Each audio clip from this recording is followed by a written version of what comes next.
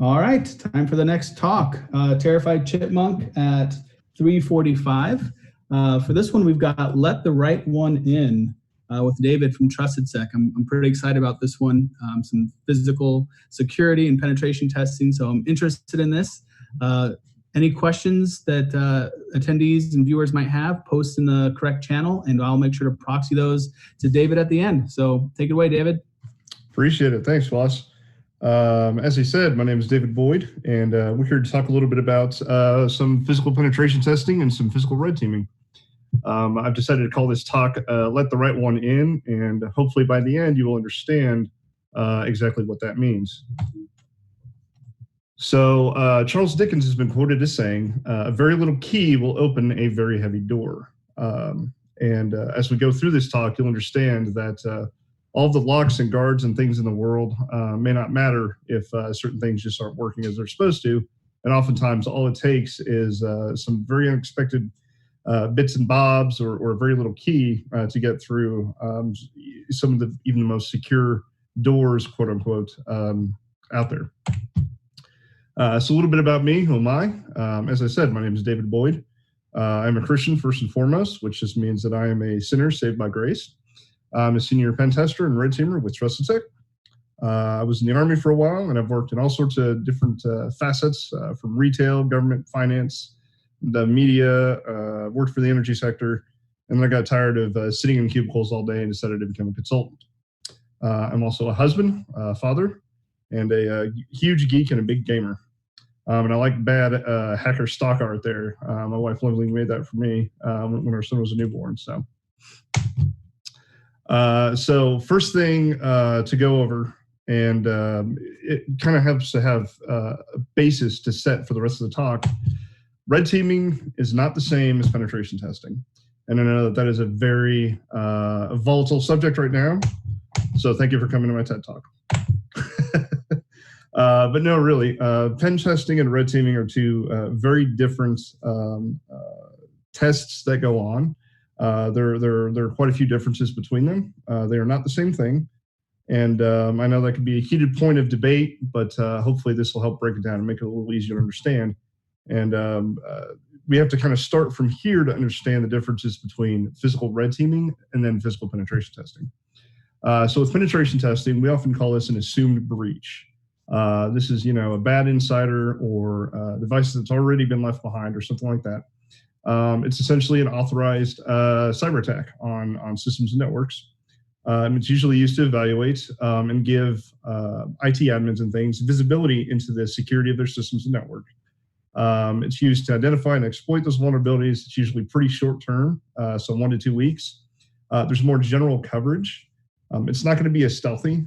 You might spend 1 to 2 weeks on a red team just trying to stealthily build up an infrastructure. Whereas with a pen test, you're only going to have such a short time, so it's going to be a little bit louder, running tests and different things like that. And then there's oftentimes a limited scope. A pen test may only involve looking at the network from an external and an internal perspective, or it may only involve a phish.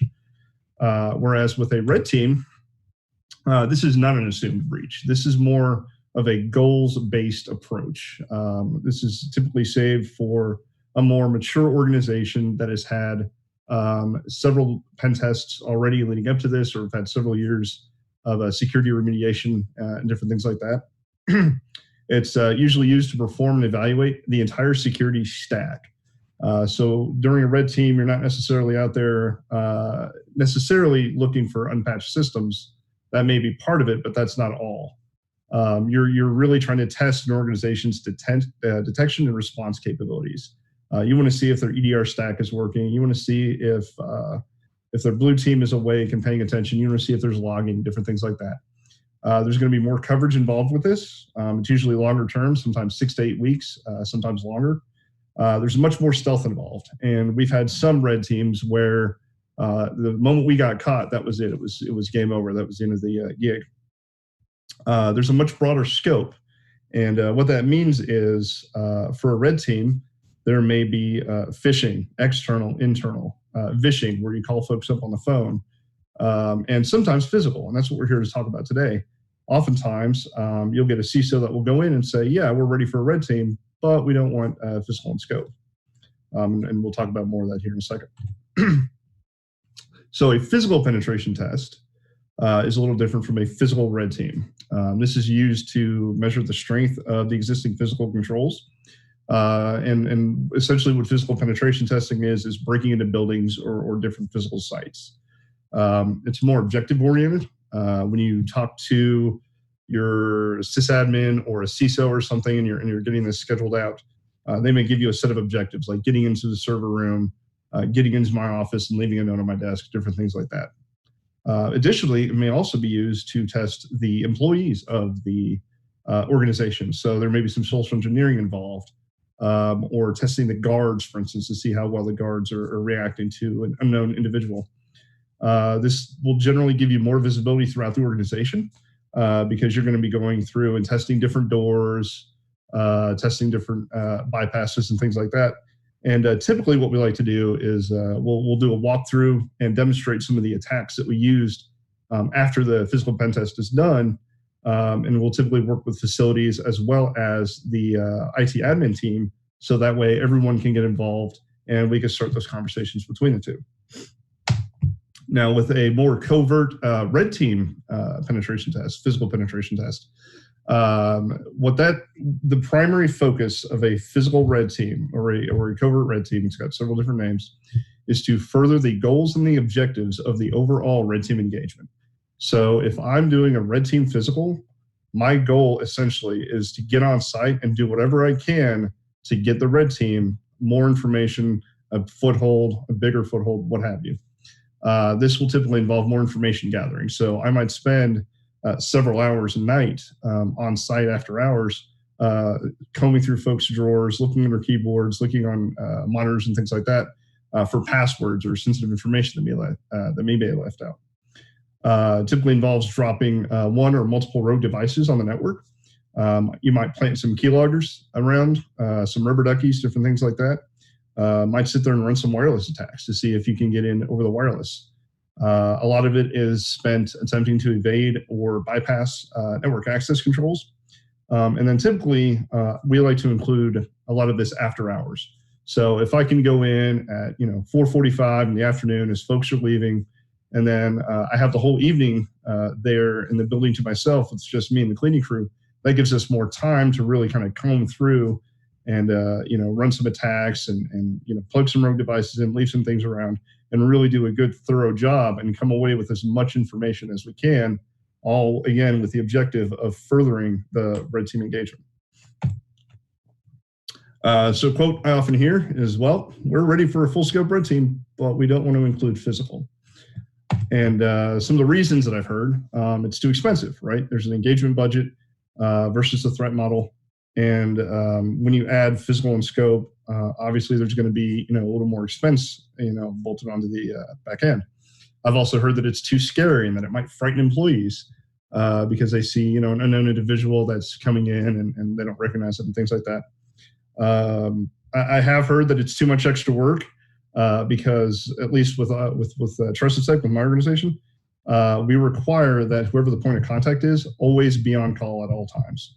And that's usually a good thing to do if you do end up getting into this, is require that the point of contact be on call, have their cell phone on, and be ready to answer it at all times. And I have had one or two folks go, I just don't want to be on call.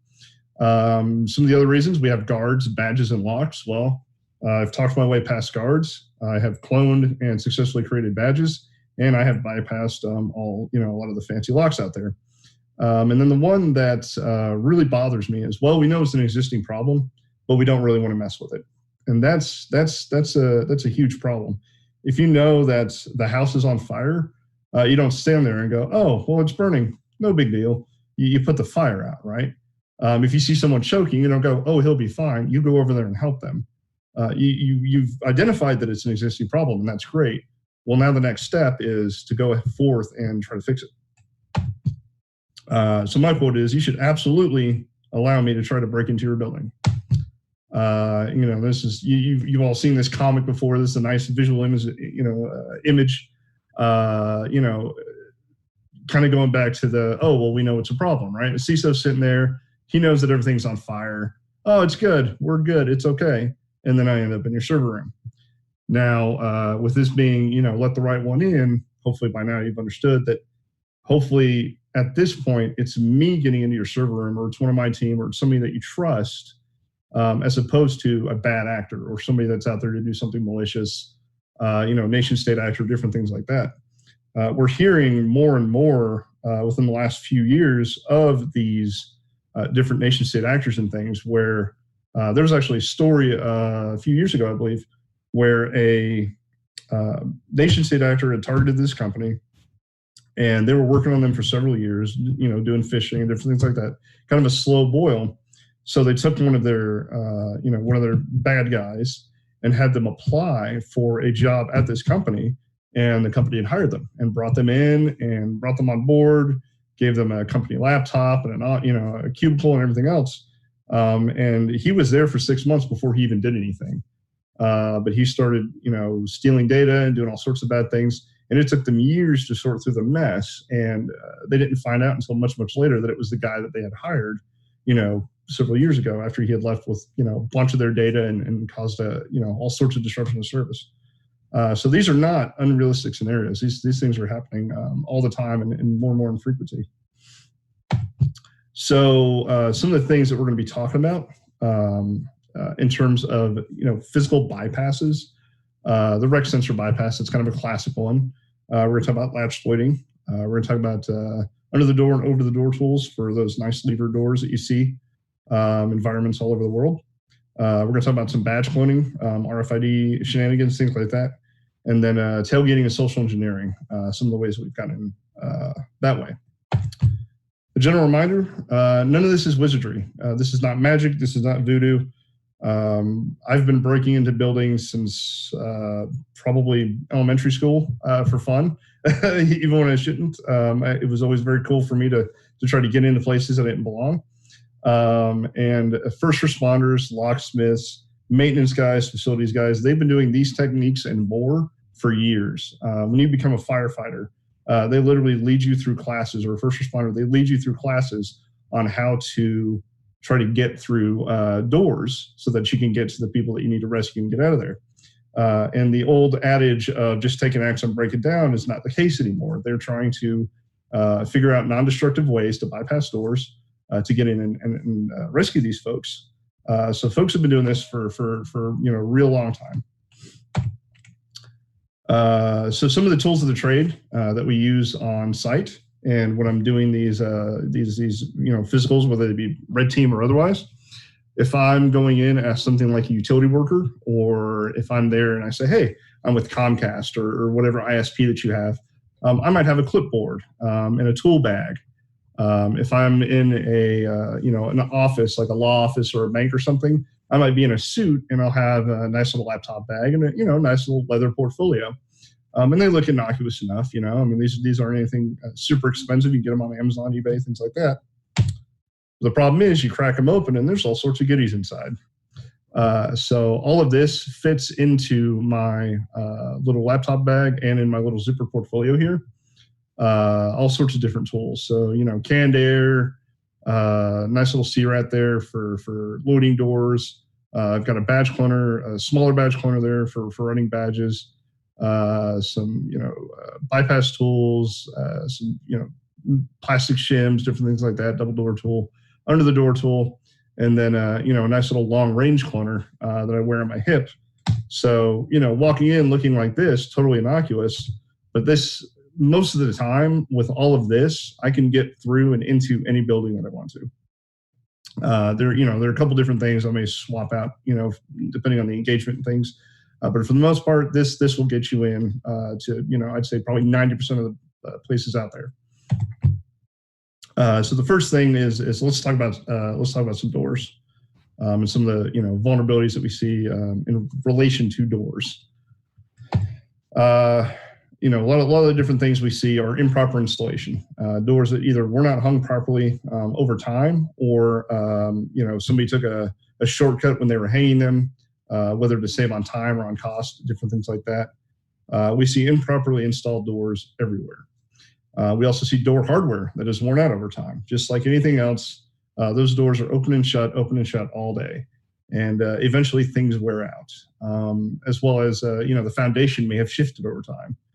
The earth's always moving, so door frames may get out of alignment, doors may get out of alignment, different things like that, which could lead to a lot of the things that you'll see, as well as a lot of gaps and things under the door, above the door. So if you were in a position that you need to review the physical security of your building or of your space or what have you, the point that I try to make when I tell folks as they're looking at these things is, don't just look at the door handle. Don't just look at the latch. Look at the entire door, bottom to top, left to right, back to front. Look at all edges of the door and make sure that everything is installed and seated correctly. And make sure that, from hopefully from what you learn from this, that there is just no way that you can think of that somebody can get through that door. So the first thing, and one of the most common things I see are double doors. Double doors are typically equipped with what's called a crash bar, otherwise known as a panic exit device, a panic bar, push bar. You see these everywhere. This is a very common type. That crash bar was actually patented in 1892, and it was made available for public use in 1908. Its original intention was used to prevent, when folks were stampeding, it was used to prevent folks from getting knocked up against that door, and then folks getting hurt when they were trying to leave if there were an incident like the building was on fire or something like that. Back in the day, that was a very common occurrence. There'd be a fire, and then folks would be trapped with no way out. So a bunch of smart folks got together and created this as a way to let folks leave, and now it is required by the International Building Code for most buildings. The problem is a lot of times, again, with what we said, the foundation might move, or the door may not have been installed correctly, and then there'll be a gap in the door. And this simple little piece of metal right here, this simple little tool, it's called a double door tool, will be able to fit through a gap that is often found present in these double doors and allow you to manipulate the crash bar from the secured side of the door and let you just walk right into that place. And the reason is, like I said, is gaps. You see this huge gap through this double door here, and it's just gaps all day. This was an egress door. So this was a door that went from the outside, and you can see sunlight going through there. And you can tell it's an egress door because there's a little peephole. Now, this door had a badge reader on the other side. The problem is, because of this gap here, they had weather stripping, right? And I'm here to tell you right now, I've seen it time and time again, weather stripping is not a security measure. You can peel that weather stripping back, or it gets worn out over time, or what have you. You could slip a tool there, even a thin piece of metal, coat hanger, and slip it through, hit that crash bar, and you're in. So we've got a couple videos here, kind of see what it looks like. Standard, big glass door, crash bar on the other side. I love these big glass doors like this because it lets you kind of watch and see what you're doing to make sure that you're hitting it just right. So you slip the tool in there, and it slips off. But once you get it in and you hit that door, bang it real hard, and the door just opens, and you're in that secured space, that supposedly secured space, all because, again, either that door was not hung correctly, or they were relying on the weather stripping, or it's worn out over time, or various other reasons. Here's one of our guys. This is actually our director of technical security assessments, Paul Koblitz. He's also, fantastic covert entry guy. And this is an outside door, and just like that, he's in. I mean, in seconds, they found this entrance. And they said, "Oh yeah, let's see. Let me just, pop this right on in here, hit that crash bar, and boom, that was a locked door with a badge reader on it."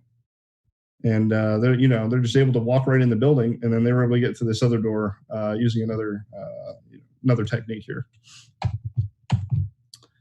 So what's the fix for it? Well, the easiest fix is to put this, essentially the security astrogel is what it's called. It's essentially just a big piece of metal. You bolt that to the door, and there's several different variations that you can get to prevent tools from slipping through. And if you install that, then I'm SOL. I'm not going to be able to slip a tool in there and hit that crash bar, and that's going to help shore up the gap related to that. Rec sensors seems to be a favorite for everyone. Request to exit sensor is what it's known as. It's typically used as part of a full access control system. It's usually tied into a whole deal that includes a card reader, the door contact, and the electronic lock. There's two types of electronic locks. There's fail-safe and fail-secure. And this is kind of typical of what you'll see, and there's other ones, but this is kind of typical of what you'll see tied into the rec sensor. For fail-safe, sometimes called mag locks, the rec is required to unlock the door. If that rec senses something, it'll break power to that lock, and then the door will unlock. Or if it senses a body or something, it'll do that. Or if the power system dies, then it will break that mag lock, and then the door will be allowed to be open from there. On fail-secure systems, the rec sensor is not necessarily required to unlock the door. Sometimes installers will install them incorrectly and loop it in that way. But typically, it's usually only supposed to be there to signal a valid egress. So you can tell if you go up to a door and you hear a click and the door doesn't unlock. You actually have to badge in or out. And with these rec sensors, it's meant to be, make it easier for folks so that they're not slamming into doors as they're walking forward. It's supposed to unlock the door and then you go on through. The problem is they're not necessarily smart sensors. You can take a simple little $5 kit of compressed air and a long hose, and you can activate that rec sensor and unlock those doors. Another method that I've seen is, Mylar balloon. I found this neat video early on where these guys took a big helium tank and some Mylar balloons and just shoved them under the door and filled them up, and that was enough to activate that sensor and unlock the door. Here's a kind of a demonstration of what that looks like. This is a locked door. This is a secured door.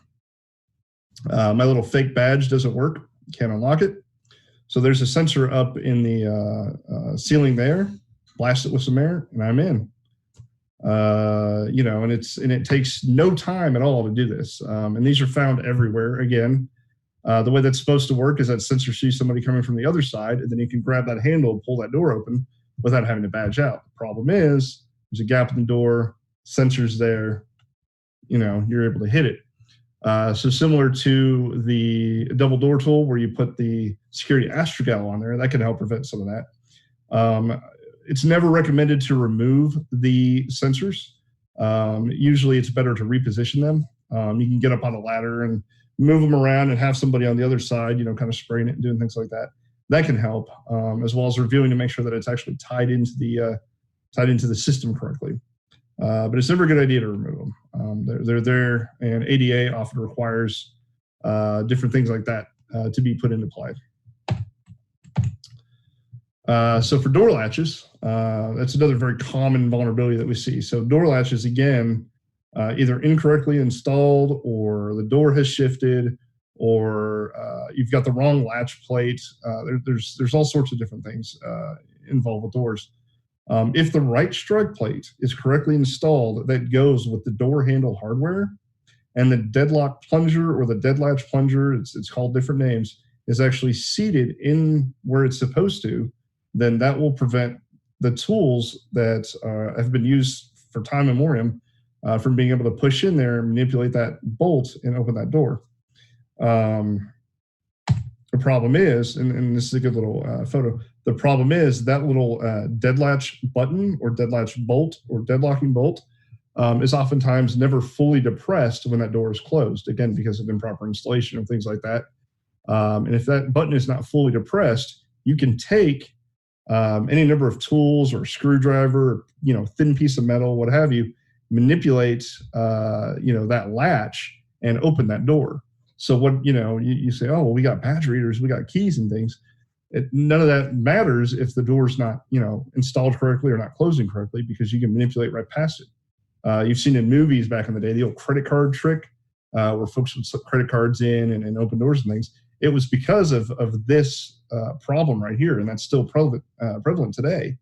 That bolt is not being fully depressed when the door is closed, and you can manipulate that door open.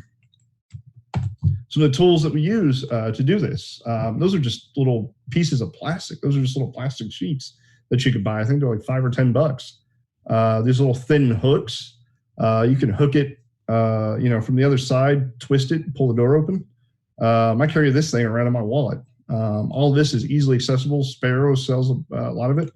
And your, several $100 door setup with your fancy badge reader and everything else, doesn't matter for a whole lot when it's not installed correctly. And I can just use a piece of plastic to get through it.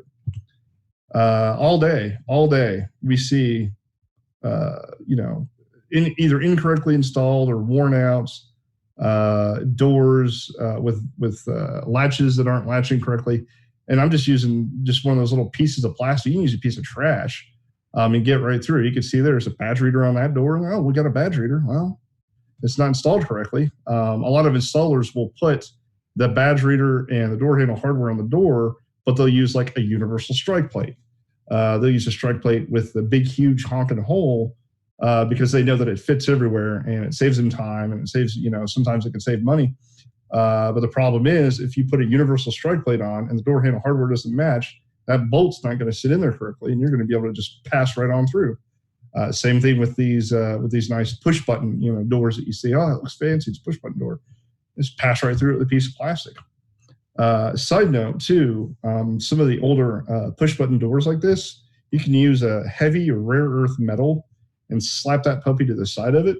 And sometimes that will unlock. So like the old, you see them on old bathroom doors sometimes.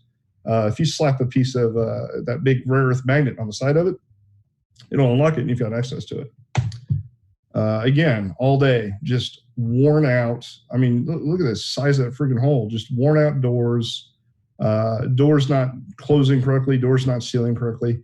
And you could just get in absolutely everywhere. This was an egress door. This was an outside door covered in cameras, required badging, everything else. They thought they were good. Nice solid frame door, wasn't sealing correctly. Just walk right in there.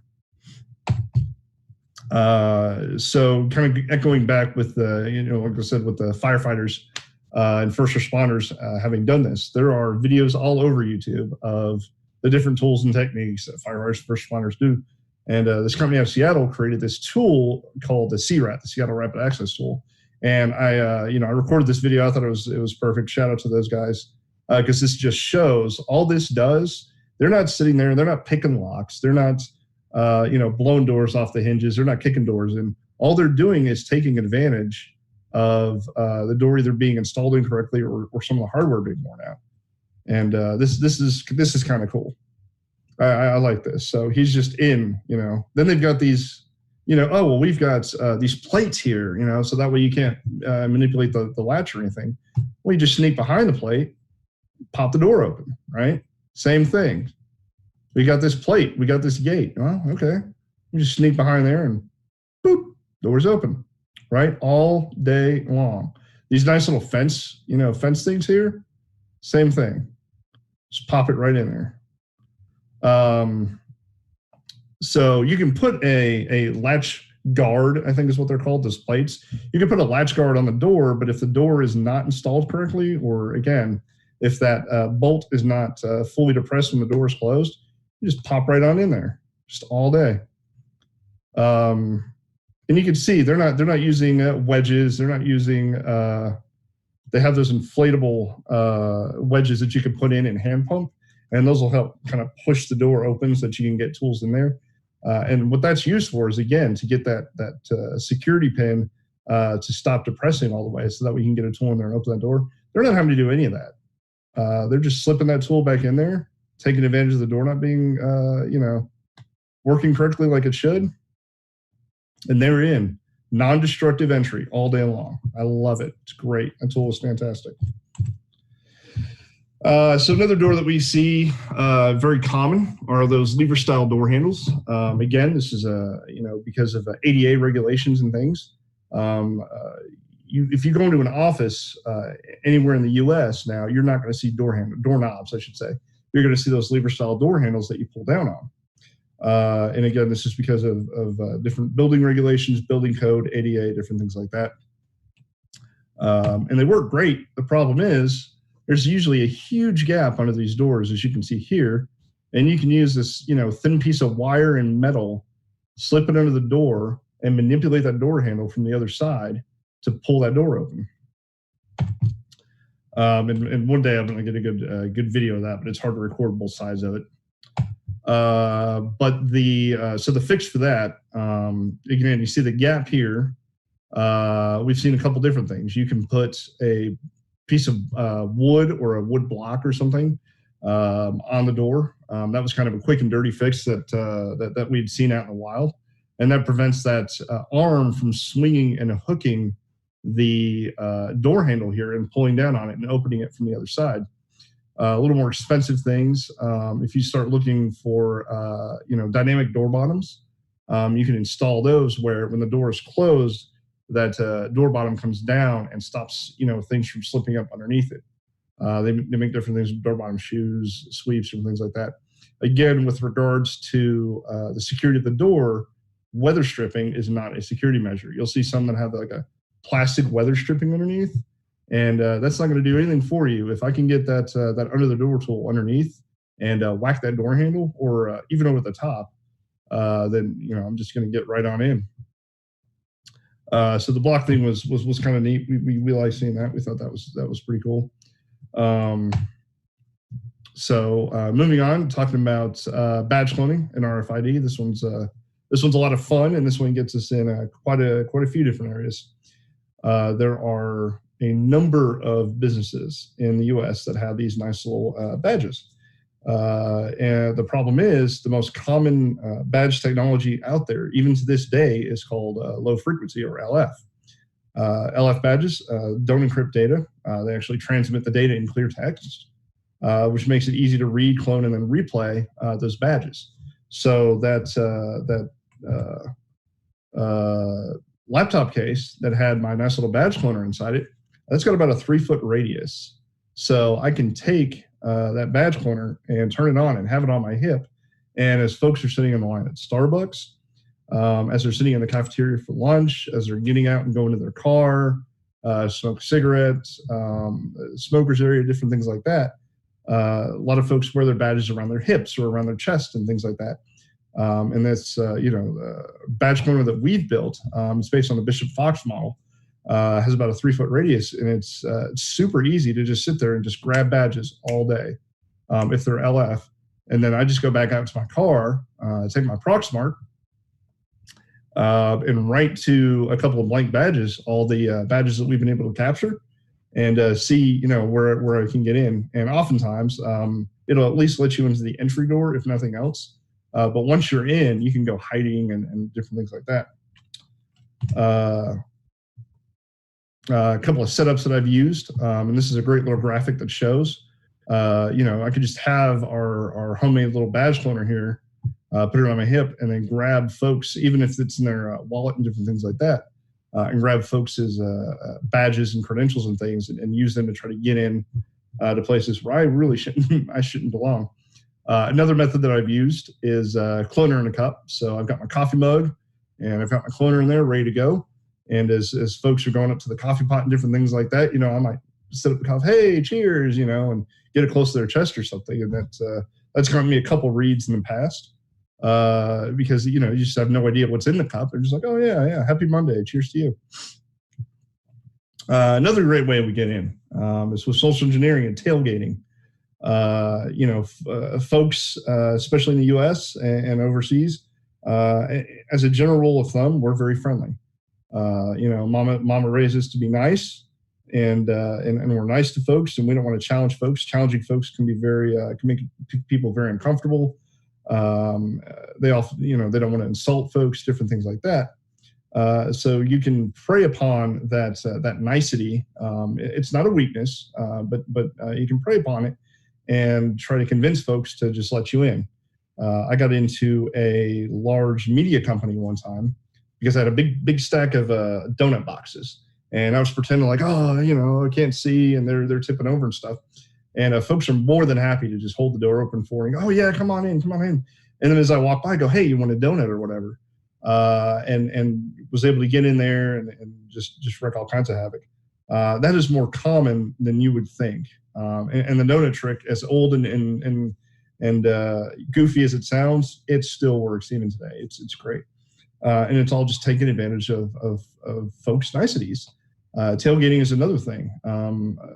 Lately, within the last, I'd say probably decade or so, there's been a lot more folks looking down at their phones instead of looking up and paying attention to what's around them. Everyone's on their phones nowadays. Everyone's on the cell phone, looking, checking email, they're on a call or something like that. So nobody's really focused on what's going around them. They're not doing their 360 sweeps. So they'll open a door and expect it to close behind them. And they're not looking to make sure, did the door close? Did somebody follow me behind? Did somebody badge in? And it's very easy to take advantage of that, again, because folks are in a hurry, they're doing their own thing. So as soon as that door opens, I can usually come up behind them and, get a nice little foot in there and hold it as they're walking by and carry on with my business. If I'm looking down at my phone and they're looking down at their phone, they're not, oh, he belongs. And occasionally, if I've noticed that a lot of folks are very diligent with scanning their badge, I'll usually have, if I haven't been able to clone a badge, I usually have a fake badge with me. And I'll hold it up to the reader. And on some of the LF readers, some of the older ones, it will still signal a beep. You'll hear that beep when I hold the badge up. So if I see folks just being pretty diligent about that, I'll follow suit and hold mine up. And they'll hear the beep, and that's like an auditory register. They'll go, oh, okay, well, his badge beeps, so he obviously belongs, and I'll just carry my way right on in with them. And then sometimes you get lucky, and you find a door being propped open. This has also happened several times. It's a nice day, nobody wants to mess with the air conditioning or whatever. They'll prop the door open, let the breeze come in, and it's like, oh, okay, well, door's open, ta-da! I'll just walk right in. This was a cool story. We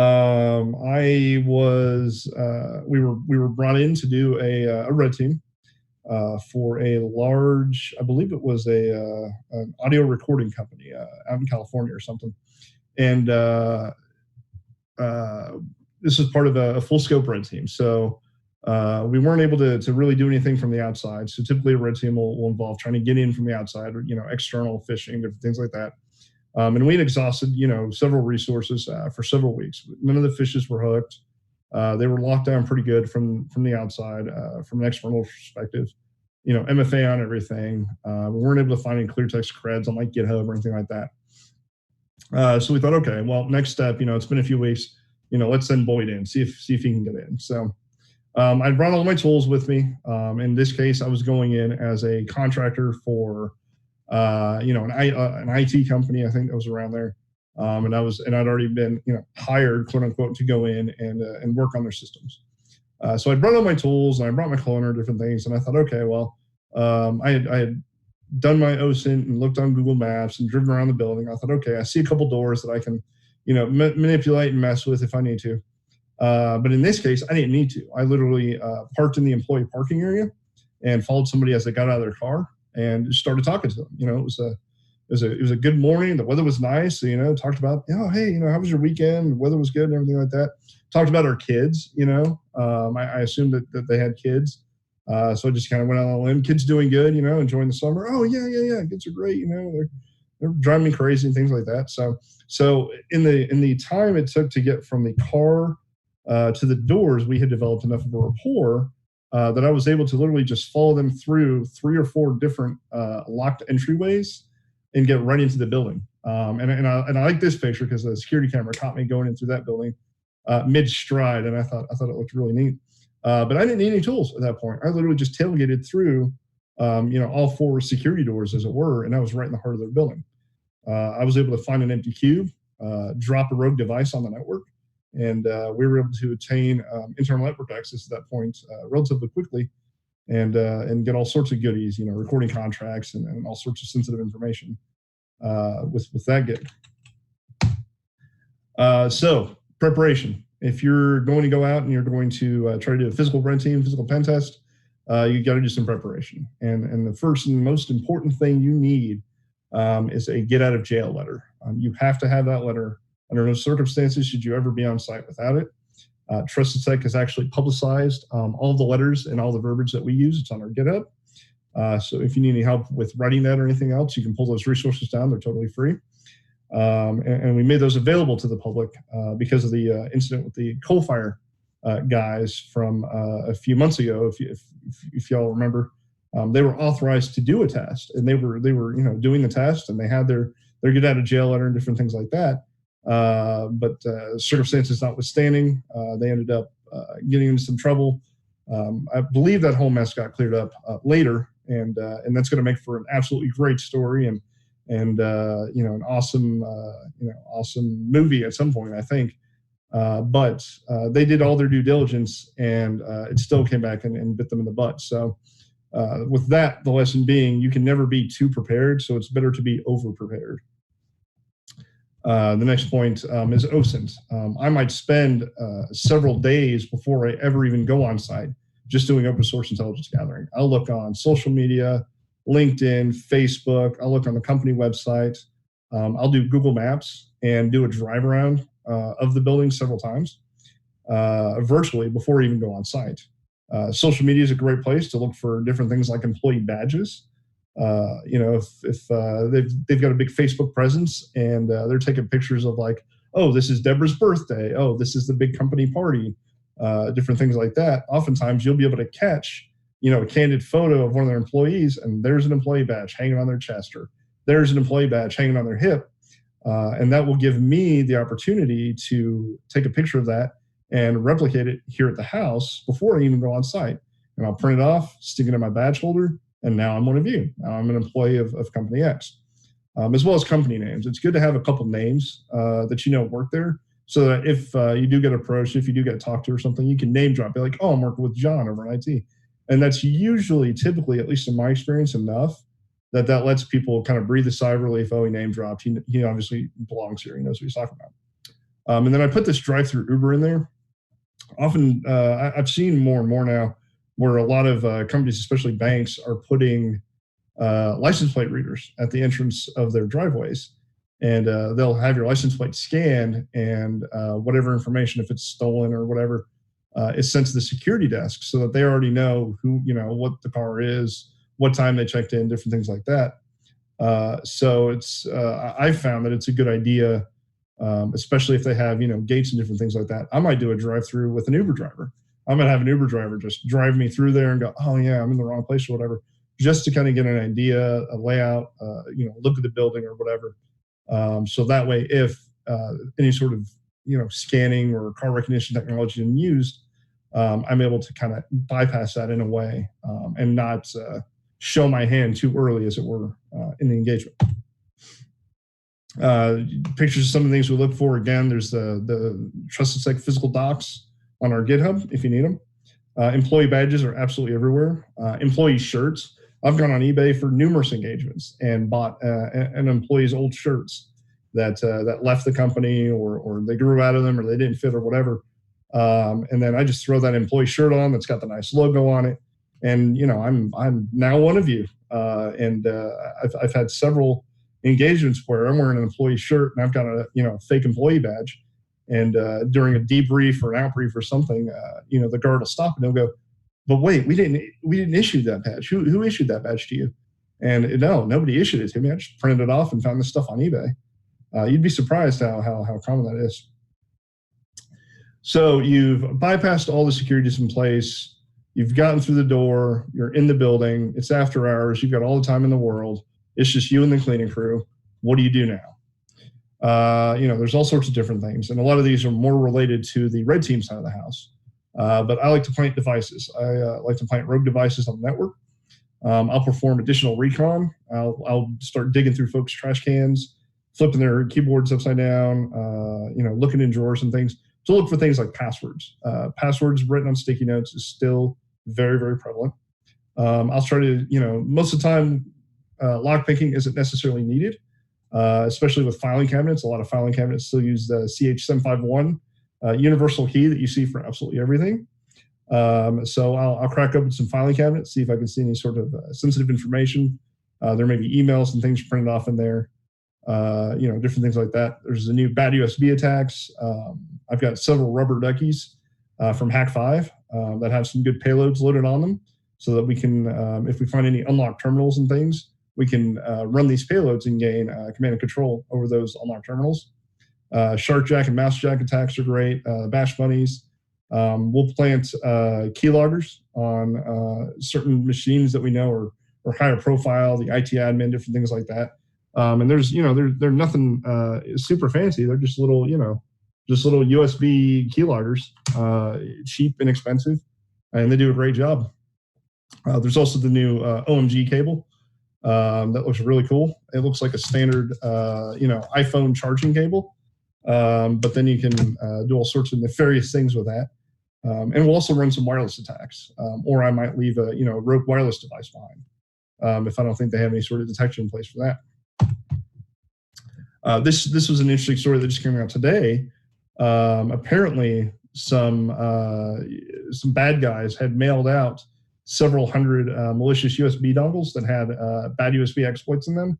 That had I think it was a 4-chain exploit, and it was relatively sophisticated. But this is getting to be USB attacks are definitely getting to be more and more prevalent. And this is officially now the first time that that bad USB has been seen out in the wild. So story time. Let's tell you guys a couple of good stories as to why physicals and things have been as effective as they have, and just how how much good stuff we've been able to get from it. So the first thing, I call this one the small bank heist. And, this was a red team engagement. We were able to get in, get some information from, email. I think we were able to fish a couple employees. We got in O365. We were able to see their internal messaging, different things like that. But we weren't able to get too much farther than that. So we needed a foothold. We still needed a solid enough foothold on the network. So I go on site. And, they've given me several different locations. They said, dealer's choice, whatever you want. So I go on site and I go to the first site and I can't tailgate in and I can't clone a badge because they're using HF and they're being very diligent about closing the door behind them. And it's just not going well for me. So I'm like, all right, crap. Okay. They're being very visible and they're being very securely aware. So I go late at night because they had authorized, a late night gig. And the first location has alarms. And, we don't want to set off any alarms and involve local law enforcement. So I'm like, all right, well, the first location's out. So I go to the actual bank itself the next day. And I'm like, all right, well, try to avoid dropping devices in banks, but we'll see how this goes. So because we had access to their internal messaging, I had my ground guy, pose as one of the employees and send them an instant message and say, hey, Dave's coming on site. He's with an IT contractor, or he's with IT. He's there to do some work. Let him in the server room. And the lady responds, yeah, sure, that's fine. So I waited about an hour, go on site, meet with a nice banker lady. I said, hey, my buddy Fred, just said I'd be on. I'm like, oh yeah, we've been expecting you. Cool. Sit there and talk to her for a few minutes. Again, build a rapport, talk about kids, the weather, the holiday. I think it's around like Halloween or something. And she walks me right up to the server room and lets me in there, lets me alone. So I'm like, all right, that's great, cool. All right. So I start to, do my work, plant some devices and things. The problem is I get in there and the device isn't working. So I plug it in, boot it up. It's not calling home. It's not calling back to the C2. I'm like, crap. Okay. Try to do some troubleshooting. It's not working. Luckily, I have a little dongle that lets me, turn my laptop into a monitor. So I'm logging into it and I'm looking. Everything looks fine. I'm like, all right, why can't you see it? What's going on? Why isn't it working? Messing around with it. Come to find out, one of the USB ports was bad. So I spent 45 minutes like hovering in the corner of this tiny little room with these, next to these Iron Mountain boxes, and they got their server equipment over here. Sweating because it's just hot, right? Out of breath. Every few minutes, this lady's popping her head in. Are you doing okay? Can I help you with anything? Nope, I'm good. Just going, man, we've worked this hard and now the device isn't working. Finally get the device working. And he finally gets a connection, calls back to the C2 and he's able to get on the internal network. So that was a good one. kind of a multifaceted thing that uses social engineering as well as some open source intelligence gathering. The next one I call the bigger bank heist. So I didn't call ahead on this one. We were, again, able to do some stuff from the outside, but we really needed a foothold in the network. And, none of the employees were taking the fish, none of the payloads were firing. So I go on site. And this time I'm a contractor working for some, third party, whatever. And I go in and I've got, my devices and everything in that bag and talk to the teller and say, hey, I'm here with XYZ company. I need to get back behind your teller area and do some work. So, she shakes my hand and greets me. And she's like, yeah, sure. We have contractors in here all the time, and leads me back behind the teller area and just lets me go to every one of the teller workstations. There was a little office back there, and I was able to just rubber ducky absolutely everything. I was able to put hands on keyboards. I even told her, just to see, I said, hey, I need to get into the vault to see if there's any ports in there. She let me walk into the vault and look for ports and different things like that. So we were able to establish several footholds on the network that way. And that was a pretty good one. And again, all that was because the employee was not properly trained and they didn't have a policy in place for vendor identification, contractor identification, different things like that. Another fun one. This one, I decided I would be a lawyer, dressed up in a nice suit, go on site. This is for a very large, law office down in Manhattan.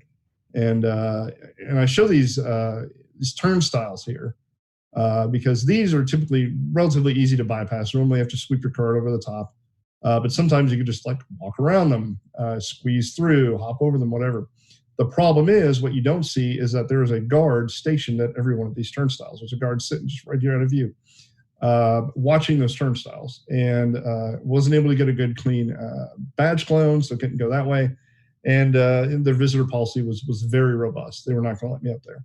So I had tried to tailgate behind an employee to get into the elevator bank, and the alarm went off. And the guard stopped me, can I help you, whatever.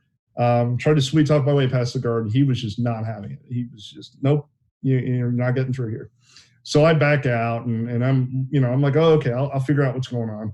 And I'm in the lobby pretending I'm on a call. So I call one of the guys at the office, and I'm like, hey, I need you to fish this guard and try to get him away from this thing so I can get past it.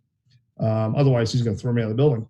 So 45 minutes of back and forth, my guy calling the guard shack talking to me, them calling them back, and then trying to verify if I'm supposed to be on there. There's a guard change as all this is going on. And during the guard change, they just kind of in passing let them know, oh, we're verifying this guy right now. So then I have my guy call back and I say, hey, act like you're this employee and tell them you've been waiting for me for 45 minutes and tell them to let me up. So they call the guard shack again and they, acts mad, acts furious, says, hey, I've been waiting for, whatever, da, da, da. And because the guard changed, because they had not seen everything that had happened before, they were like, oh, yeah, he's right here. He's waiting for you. We'll let him right up. Printed me off a full day visitor badge, opened the turnstile for me, and let me right on up. And from there, it was just easy. We were able to use, rec sensor bypasses with the canned air and different things like that. We saw a lot of unlocked terminals. So I was able to go in and do some registry shenanigans, some quick ducky payloads and different things like that to gain C2 over several computers. And another interesting thing we found was their printer was printing off usernames every time a document got printed. So we were able to go from zero access at all and zero information to now we had usernames, now we had command and control over several computers. We had all sorts of information, passwords on stickies, everything else, through a mixture of social engineering as well as the physical aspect of it. So this is our guy, our director, Paul Koblitz. He's another great covert physical guy. This was an interview that he did with the Akron Beacon Journal that called him a professional break-in artist, and I absolutely agree with that. He had a gig recently where it was another law office, downtown Manhattan, and he started just like I did, and he went with some OSINT gathering. Looked on Google Maps, looked at the building layout and things like that. Went on their social media to see if he could find employee badges and things. So he decided, well, you know what, I'm just going to act like I'm an employee there. So he gets up to site, and the lobbies of the buildings are open to the public. So he's able to get in the lobby, and he has his badge holder on his hip, and he's able to just sit there and just clone employee badges all day. And while he was there, he had his camera running, and he was able to get a picture of an employee badge on the hip. So he went back out to his car, printed off a nice employee badge, used it, wrote to it with the Proxmark, and he was in like flame, right? However, he didn't realize he had captured so many. He didn't realize which one was usable. So he swipes one badge, doesn't work. Swipes another, doesn't work. He goes through 5 badges, and on the turnstile, none of them work. The guard was sitting right there watching him, was totally unaware of it. So he goes to a different building that he knew that they owned and tried the first badge, and that worked, and that got him in the elevators. From there, he was able to do some latch voiding and rec sensor bypass and different things, and was able to work his way through the building into the main IT floor. And on the IT floor was the server room. Well, he was able to get in the server room with, voiding that latch with that thin piece of metal, like I said, drop the device. He was able to hang out all night with the cleaning crew, grabbing passwords off stickies and dropping some USB keyloggers on different things. And he was able to come back the next day because the badge was still, active, and pull all the logs from the keyloggers and, drop a few more devices and things, and just gave just an astronomical amount of overhead for the red team. So some additional tips. Like I said, good reconnaissance will get you far. If you're on site, you want to emulate the employees' activities and dress for the part. So if you're going into a law firm, maybe don't dress like a construction guy unless that's the part you're trying to play. If you see a lot of employees walking around with their laptops open, if that's a common thing, then that'd be a good idea to follow that. Look like you belong. Have a story ready, and confidence is key. All of this to say, I don't belong in these rooms. I don't belong in server rooms. I don't belong in network closets. You should not let me in these places. And it's been relatively easy to get in there.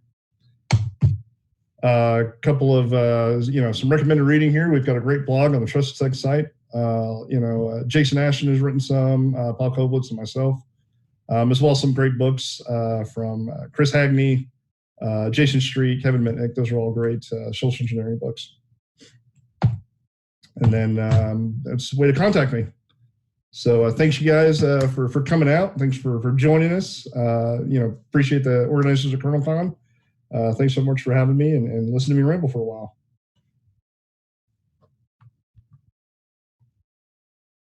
Oh, there we go. Unmute. Thanks, there David. You go. That was a great talk. Lots of fun. We do have a number of questions. Unfortunately, we'll probably only have time for one or so, depending on the answer. But one of the questions from Who Am I was, should physical and cybersecurity be a part of the same group, or is it better for them to remain separate?